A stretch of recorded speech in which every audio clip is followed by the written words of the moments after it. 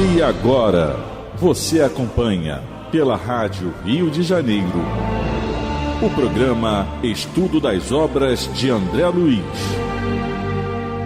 Vamos refletir sobre o livro Nosso Lar. Produção e apresentação, Tereza Cristina e Marco Antônio. Olá, caros ouvintes da Rádio Rio de Janeiro.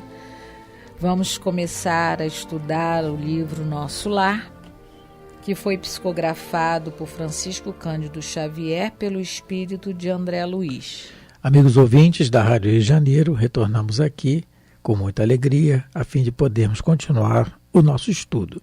E nós estamos no capítulo de número 12, que é o umbral, e estamos no 10º parágrafo, né? Recordando aquilo que nós comentamos, que nós estudamos no programa passado, o Lísias está fazendo mais um comentário, instruindo o André Luiz mais sobre o umbral, né? E ele, nesse comentário, ele diz que o umbral é uma região de muito interesse para nós, né? Enquanto encarnados ainda, justamente porque concentra-se lá tudo que não é de finalidade para a vida superior, que muitas vezes nós cultivamos aqui com os nossos pensamentos, no nosso comportamento. E ele diz também que há regiões, ele informa também que há muitas regiões compactas, né, com regiões de almas ignorantes e resolutas que não são suficientemente tão perversas para habitar a região mais dolorosa, que seriam aquelas trevas, né, chamadas trevas, nem bastante novas para ser conduzidas ainda a plano de elevação, porque vão ser conduzidas na medida do seu arrependimento, do seu reconhecimento de erro, como aconteceu com o Dr. André Luiz, né? Exatamente o exemplo dele, né? Então, e aí nós terminamos comentando do que ele está na 12ª linha desse parágrafo, que nós vamos ler agora. O comentário dele continua assim: não é de estranhar, portanto, que semelhantes lugares se caracterizem por grandes perturbações. Lá vivem, agrupam-se os revoltados de toda a espécie. Toda a espécie. Então, toda espécie de revolta, nós comentamos isso também, né? Isso. Toda espécie de perturbação de revolta. Então, qualquer revolta. Nós recordamos, inclusive, de algumas palestras de Divaldo Pereira Franco, em que a Joana de Anjos, sua mentora, o pede: meu filho, ore muito para não desencarnar na hora errada. Aí ele perguntou a ela: o que é a hora errada de desencarnar? Tem hora certa? Tem hora certa, minha irmã. É a hora que você estiver com raiva, com ira, porque você vai desencarnar com esse sentimento e vai sintonizar com aqueles que estão com esse sentimento. Então, tudo bem que se acontecesse isso com o Divaldo, logo ele se desprenderia dessa situação pelo seu comportamento de vida. Mas, né, que nós vigiemos, né? Nós vigiamos sempre isso, essa questão contínua da irritação, da mágoa, da ira, da raiva, às vezes até do ódio, né, muitas vezes, que nós vigiemos isso, né? Lembrando que o mestre disse: vigiai e orai. Então, vigiar o comportamento e a oração sempre, né? Lembrei também do que Jesus falava para a gente, né? Que ele não poderia abrir para aquela época essa questão da lei de sintonia, da intervenção do mundo espiritual na nossa vida. Não tinha como, não é? Falar tão abertamente, mas ele nos alertou: olha, vós podeis errar não só por atos, nem só por palavras, mas também pelo pensamento, porque é o pensamento que atrai a coisa. Se você já pensa mal, você vai logo arranjar companhia para polarizar, né, para insuflar esse pensamento e deixar ele mais forte, né? É isso que a gente vai ver aqui daqui a pouco, né, Marco? Quando o Lísias falar do poder desses espíritos sobre nós. É como nós vamos ver, né? É como fosse uma hipnose, né? Mas é aquilo, é que nós falamos no programa anterior. Tem a ver tudo com a tentação, né? Me hipnotizou, aquilo me dominou, porque nós ainda gostamos daquilo. Porque não há... o que existe no universo é a lei de sintonia. Isso é lei. Então, na medida que nós, no nosso comportamento, sintonizamos com determinado tipo de situação, isso aí vai nos hipnotizar o tempo todo.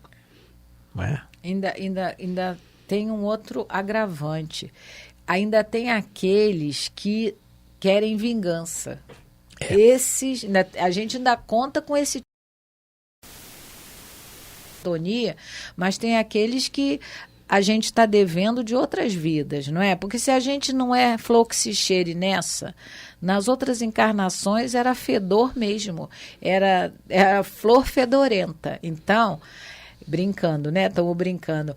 Mas a gente tem aqueles ainda que realmente nos influenciam para o caminho errado, porque eles querem se vingar da gente. Como eles estão sofrendo, eles querem também que a gente sofra. E não é, e Deus permite por quê? Porque foi a gente que plantou o ódio no coração desses irmãos. Agora, não é? Como Jesus falou, a cada um segundo as suas obras.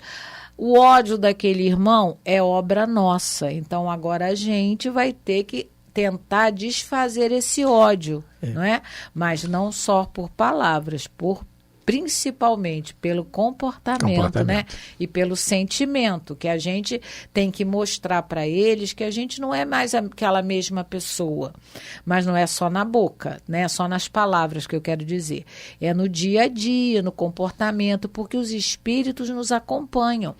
Quantas vezes a gente já viu casos, né, até estudando mesmo, espíritos que, no caso da Dona Ivone do Amaral Pereira, acompanhavam todo o grupo da reunião mediúnica que ela trabalhava, e só assim, acompanhando, que no caso do livro Dramas da Obsessão, a história do Leonel e Judeus, eles só se convenceram a parar a vingança depois que eles começaram a acompanhar os médios, ver o comportamento desses médios, que eles falavam para eles, para que eles modificassem o comportamento, eles vivenciavam no dia a dia. Então, esses espíritos que querem vingança, muitas das vezes, eles só vão mudar quando a gente também mudar. Exatamente. Né? Lembrando novamente Joana de Ângeles, através de Divaldo, ela diz que esses que nos querem fazer mal estão na invisibilidade, né? Se aproveitando dela, para nos ficar mais fácil, eles são, na realidade, a vítima. Eles são a vítima nossa, do passado. E continuam vítimas, ela diz assim, porque são infelizes, prosseguem vítimas ainda.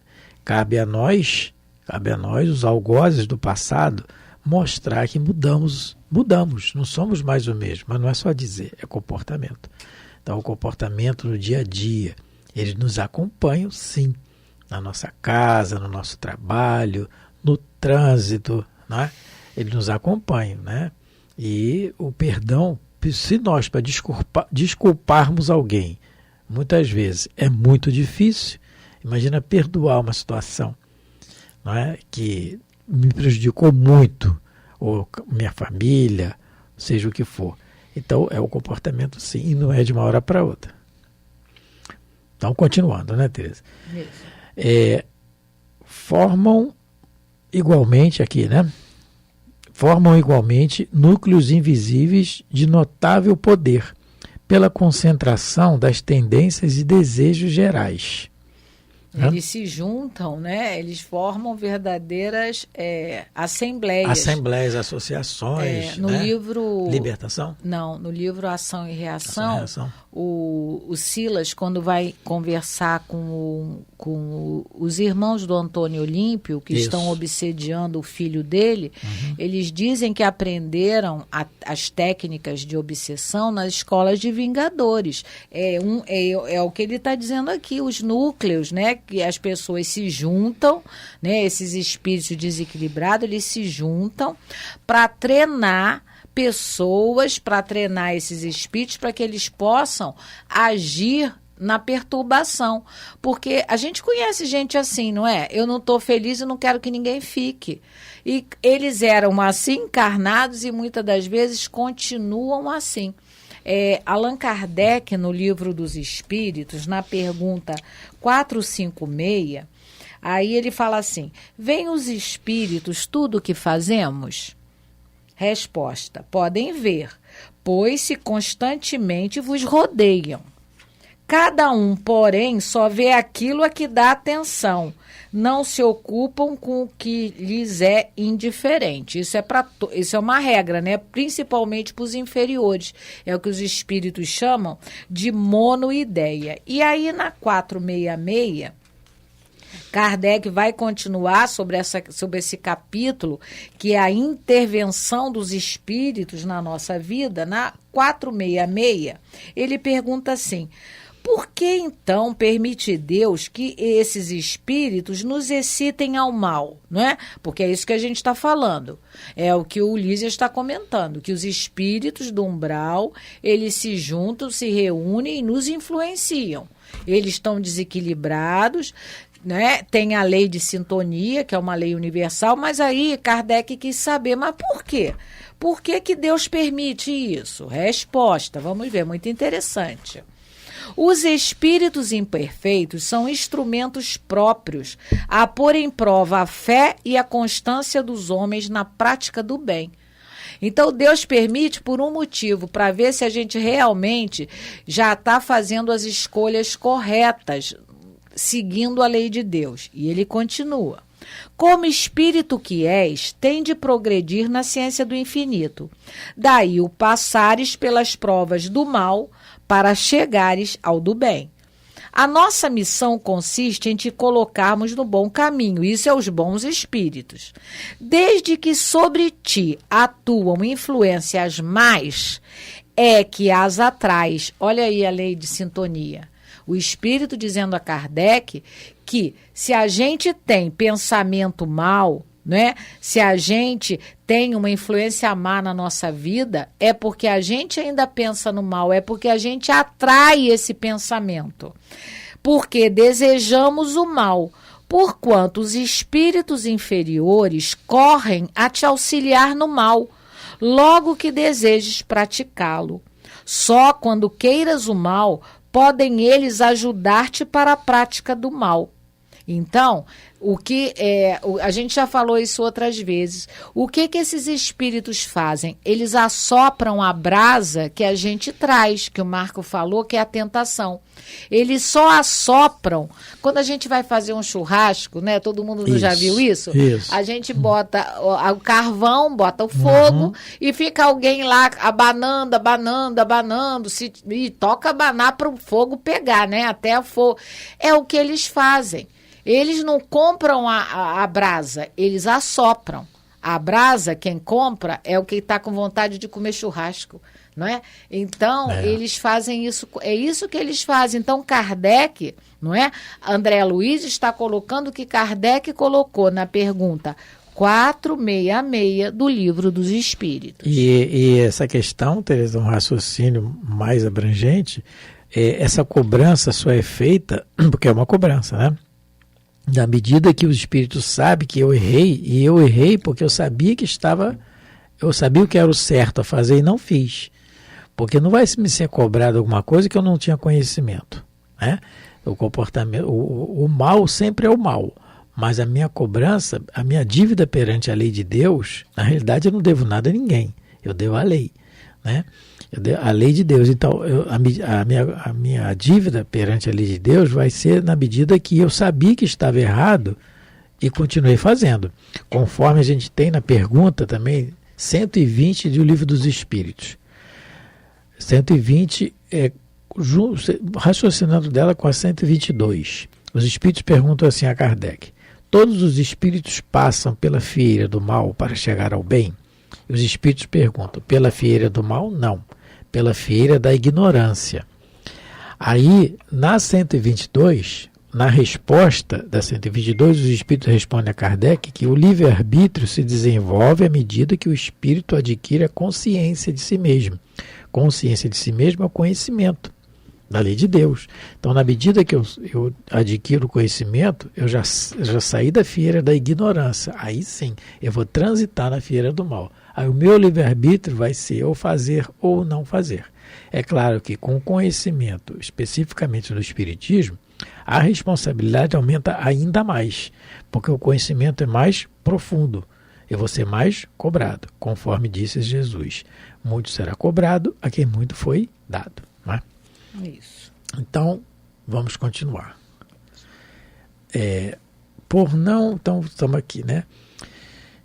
Muita gente da terra não recorda que se desespera quando o carteiro não vem, quando o comboio não aparece, pois o umbral está repleto de desesperados.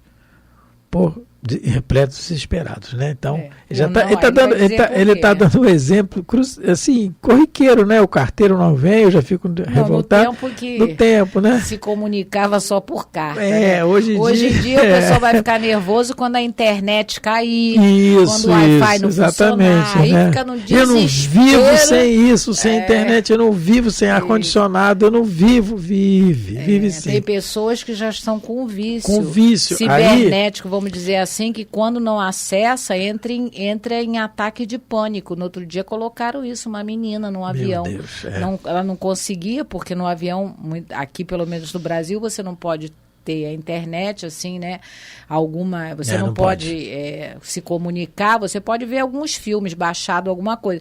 Ela entrou em desespero. Aí, então, ele está dizendo, o mesmo, assim, no umbral tem gente desesperada igual na Terra. E aqui na Terra, atualmente, não é a questão do carteiro, é a questão da internet. O interessante é que ele está colocando exemplos, assim, do dia a dia, que não era, né? Mas ele está colocando, pois o umbral está repleto de desesperados, por não encontrarem o Senhor à disposição dos seus caprichos. Então, na Terra, o motivo é esse. E muitos no umbral, o motivo é que eles achavam que mereciam o paraíso. Acham que são injustiçados, eles não admitem os erros, com certeza. Eles queriam, né, desencarnar e ir para o céu. E achavam que o que faziam na Terra era o que todo mundo fazia, era o normal. Não era normal, era o comum. Infelizmente, alguns hábitos na Terra de hoje são comuns, mas não são normais. A Joana fala isso, né? Não é porque o estado gripal tem muita gente gripada que isso é o estado certo. Não é. É o comum, mas não é o normal. O normal é todo mundo sadio. Sadio, exatamente. Então, é por isso que fica todo mundo desesperado lá, imagina. Todo mundo batendo cabeça. Interessante que ele conjuga uma ideia com a outra, porque ele fala assim, porque o carteiro não vem, o comboio, quer dizer, o ônibus, né, o trem não aparece, está atrasado, conforme a Teresa hoje fala, né? Outras internets cai e tal, pois o umbral está repleto de desesperados. Aí ele continua, por não encontrarem o Senhor à disposição dos seus caprichos. Botar o nome de Deus em vão, aquele mandamento, para qualquer coisa, né? Após a morte do corpo físico. E, sentindo que a coroa da vida eterna é a glória intransferível dos que trabalham com o Pai, essas criaturas se revelam e demoram em mesquinhas edificações. Então, ele está dizendo, né, a coroa da vida é a glória dos que trabalham com o Pai. Trabalhar com Deus é a questão que nós falamos no programa anterior, né? Trabalhar com Deus fazer a vontade de Deus, é a moral cristã, é a essência da moral cristã, é a obediência a Deus, é a felicidade nossa. Só seremos felizes quando obedecemos a Deus. Né? Parece uma incongruência, mas não é, obediência a Deus. O Lísias está dizendo aqui que isso é um choque muito grande quando eles chegam no mundo espiritual e veem que o que eles acreditavam que estavam fazendo bem, que aquilo, as desculpas que queiram arranjar, mas eles percebem que eles realmente não trabalharam em nome de Deus, muito pelo contrário. É como aqui na Terra, né? Como muitas pessoas ainda se equivocam, achando que estão trabalhando para Deus, em nome de Deus, mas estão indo por caminhos muito equivocados, que às vezes a gente percebe que não é o caminho certo, mas... E nós mesmo também, não é? A gente tem que se vigiar bastante para ver se a gente não está... agindo de forma contrária aos preceitos divinos. Então, o desespero deve ser muito grande. O André Luiz vai relatar em outras obras quando essas mesmas pessoas são resgatadas do umbral através das caravanas, né? Porque, como o Lísias disse acima, ninguém está desprovido do amor de Deus. Em todas as regiões há um amparo. A gente não pode se esquecer disso. Nós temos o exemplo também no livro Libertação, que também é de André Luiz, muito interessante, uma obra muito, né, muito interessante mesmo. No capítulo Cidade Estranha, é a incursão do mentor da obra, o Gúbio. Ele vai para poder dialogar com o chefe daquela cidade estranha, que é nas trevas, chamado Gregório. E ele coloca isso que você está falando. Há muitos benfeitores ali que não são percebidos, mas ali esperando como? Por que tem? Esperando brecha, né? mínimo de uma sintonia perante aqueles sofredores que estão ali. Porque apesar de estar numa cidade estranha, com uma, vamos dizer assim, com uma ilusão de vida normal, né? Mandando, com autoritarismo e tudo mais, mas no fundo são infelizes. Então, à espera de um mínimo de sintonia que os bons espíritos têm para poder fazer o trabalho de reconstrução daquela ideia. Eles, pelo que a gente está vendo aqui do relato do Lísias, eles exigem o que não fizeram, não é? E é o que acontece conosco. Às vezes a gente quer uma coisa, exige, mas não fez nada, não acrescentou nada, não contribuiu nada, não é? Mas você exige a gente, porque ao nosso nível evolutivo a gente só quer os nossos direitos, mas os deveres, esse a gente deixa de lado. E, infelizmente, o nosso comportamento ainda passa por aí, não é? E aí é isso que ele está dizendo. E eles dizem que eles se demoram em mesquinhas edificações. Como eu falei, a escola de vingadores é uma edificação no umbral que treina espíritos para perturbar, porque são aquele tipo de pessoas que não querem ver ninguém bem. A cidade estranha, no livro Libertação, é uma edificação. São edificações, são construções mentais que eles fazem.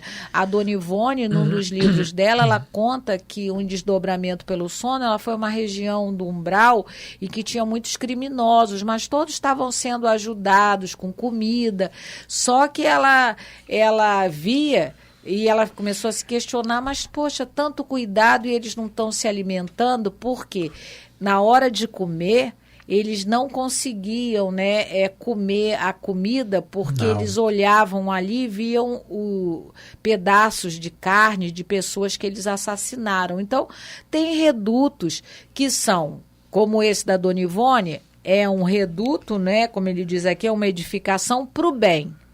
Mas tem aquelas edificações, infelizmente, para o mal. Então, porque a nossa mente é criadora.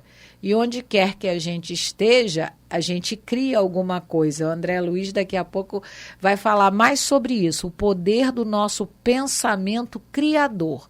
Da mesma maneira que espíritos bons criaram o abrigo para alimentar os criminosos no umbral, aqueles, não é, desequilibrados no umbral, eles também criavam naquele alimento os pedaços de carne de pessoas que eles assassinaram, porque é o que passava na mente deles o tempo todo, não é isso? Aí, então, é isso que o André Luiz está falando para nós, né? Nesse relato. Então, o Lísias está falando, mas ele está dizendo para nós. O André Luiz, e o André Luiz fala para a gente, né? Graças a Deus. Para a gente aprender a vigiar mais o próprio pensamento, porque ele é criador. Nós temos também, nessa questão da criação, né? Nós já lemos antes, já estamos terminando, o avô do André Luiz, que ele o encontra numa região também de umbral, no livro No Mundo Maior, em que ele está ali com a mão em lama, e dizendo que é dinheiro, né? Mas é assim. É assim. É isso. E mais, graças a Deus, na história do livro, o avô já está... No próximo programa a gente vai ler esse pedaço, porque é muito interessante, porque ele já está cansado daquilo ali. Né? Isso. Então vamos nos despedir. Um abraço a todos. Deus possa abençoar todos os lares. Muito obrigado pela atenção. Fiquem com Deus. A Rádio Rio de Janeiro apresentou o programa Estudo das Obras de André Luiz. Produção e apresentação, Tereza Cristina e Marco Antônio.